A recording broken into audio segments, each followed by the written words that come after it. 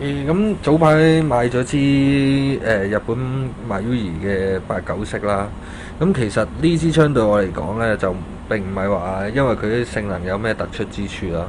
咁佢雖然佢一貫都唔錯嘅，咁但係對我嚟講更多嘅係我儲一款好難有機會買到嘅槍啦。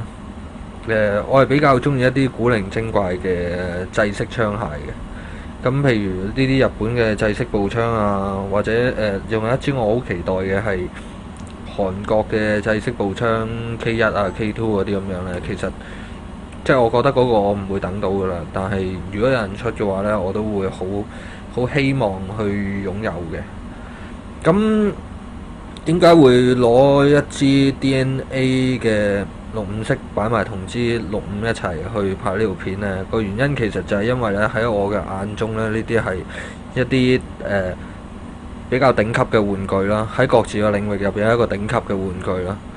咁因為佢哋喺個符合呢個玩具嘅性能得嚟啦，其實佢亦都去盡量喺外觀上面追求咗佢哋所做到最大可能嘅仿真啦。咁撇開佢個價錢嚟講嘅話呢，即係日本呢支其實就會平過台灣呢支一半左右啦。咁但係佢相對上喺外觀上邊，佢唔可以咁仿真啦，礙於佢哋嘅法例啊、製造產地啊咁咯。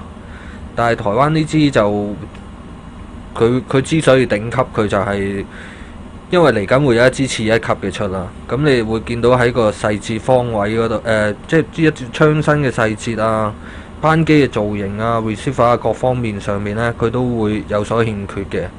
咁但係我都明白啦，即係一個人大咗，又有老豆老母啊，可能又有幾個屋企要養咁樣嗰啲人呢，咁就即係講真，你唔係話咁易攞到咁多錢出嚟去買一支槍去緬懷下嘅。咁啊，喺呢兩隻槍上面呢，其實你見到嗰個國家嘅設計師究竟係即係佢哋嘅想法會有啲乜嘢特別之處啦。譬如話上邊呢支65其實係一支AR-15類嘅 rifle 啦，但係其實個前節呢，就因為台灣自己中意 AR-18呢，所以佢個前節其實成套都係 AR-18嚟嘅。咁落到嚟下邊呢支89式啦，我見到好多人就覺得佢係 AR-18嘅分支啊。其實佢係喺556入邊一支幾出名嘅槍。即係556呢個 rifle 咧，喺西方國家入邊，除咗 AR-15呢個系列之外，其實仲有一個 FN 做嘅系列係 FNC。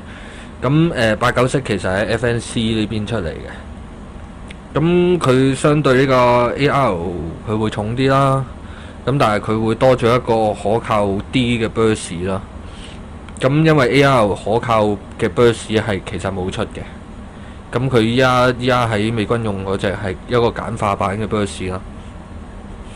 咁日本人喺呢個89式，即係日本人做呢個89式，就喺 FNC 呢個平台上邊呢，就增加咗自己需要嘅改進啦。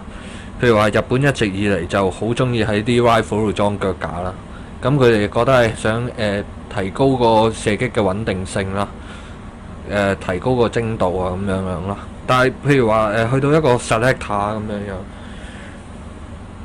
去到89式嘅 selector 咧，你就會見到佢依家係 so sorry 啊，即係依家喺3連發嗰度啦，單發啦、3連發啦、auto 啦，同埋呢個 safety 啦，咁因為未 call 啦。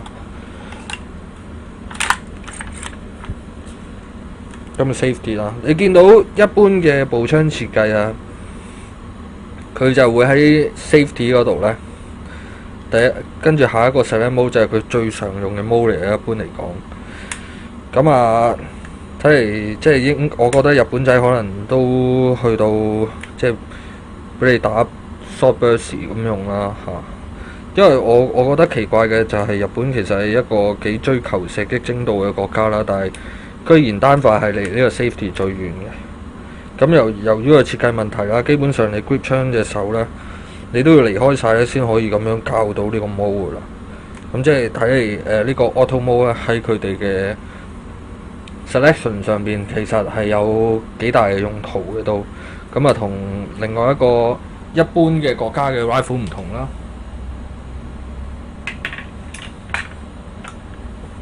譬如話呢個台灣嘅步槍啦，台灣嘅步槍啦，每個國家嘅步槍都係㗎啦。一插甲上膛，第一件事呢，佢一定係會叫你去返 safety 嘅。咁 safety 之後第一個 mode 呢，通常就係最常用嘅 mode。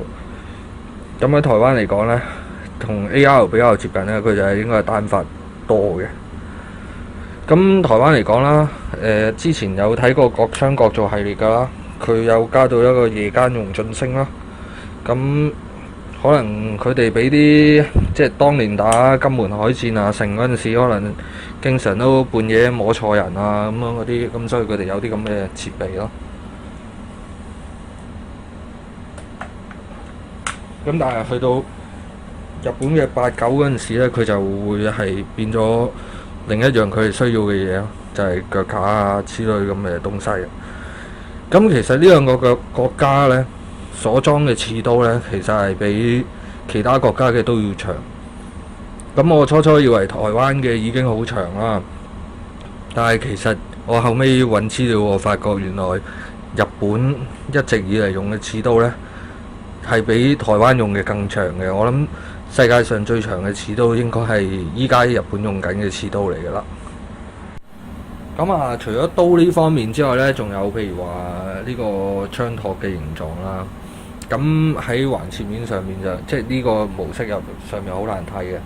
台灣呢個尾托呢，其實就冇咩，好似冇咩特別啦，純粹佢有一邊係呢個幼咗少少咁樣啦，一個比較特別嘅形狀啦。咁但係喺日本嘅89式嗰度呢，其實佢有一個好特別嘅形狀嘅。咁呢，嚟到呢邊應該好睇啲啊！你見到日本仔其實真係好撚憎左手嘅人嘅，同埋啲傷殘人士呢，如果你去過日本，你就知道呢，喺嗰邊係生不如死啊！咁依家如果你喺自衛隊做嘢嘅話呢，又要玩槍嘅話呢，你用左手呢，你都係要俾人歧視㗎啦。咁仲有呢個 Gasport 啦，因為日本嘅89式係可以發射槍榴彈嘅。咁雖然佢冇實際功能啦，但係佢即係好明顯呢支馬機其實同軍方都真係唔多唔少都有啲關係啦。佢係有呢啲 feature 出咗嚟嘅，雖然佢冇實際嘅功能啦。同埋如果你哋會去揾一揾呢個89甚至係 FNC 嘅內購嚟講呢，你會見到呢支89式嚟講呢係其實好仿真嘅咯。我會用一個馬記之中好仿真嘅玩具嚟講嘅啦。喺實呢塔附近行嘅3連發啦，同真槍結構好似啊。咁裝拆方式啦，通通非常之似啊。佢只有唯一有成支槍有唯一一個唔同位咧，就係佢喺個尾托上邊係冇咗真槍有嘅一個 storage 空間啦。咁係咯，即係佢你見到佢所有操作性啊，基本保養即係大步拆解啦，士兵要玩嘅大步拆解方式咧，佢係一模一樣。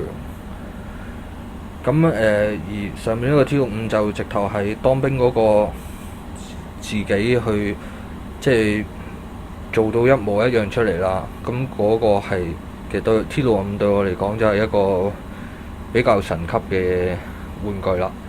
我唔介意佢抄埋缺點嘅，即係當然你唔好話同我講話喂，我做支 L85會 jam 彈會夾煲，跟住我仿真到好似偉益咁樣，真係夾住條煲俾你睇嗰啲咁樣啦。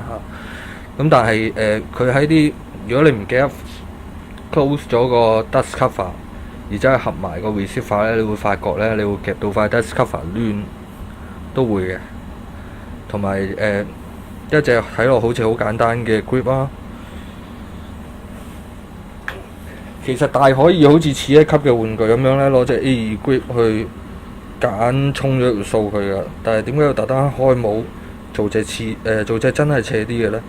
其實有啲當兵嘅感覺呢，你揸起支槍呢，你覺得係嗰回事就係嗰回事噶啦。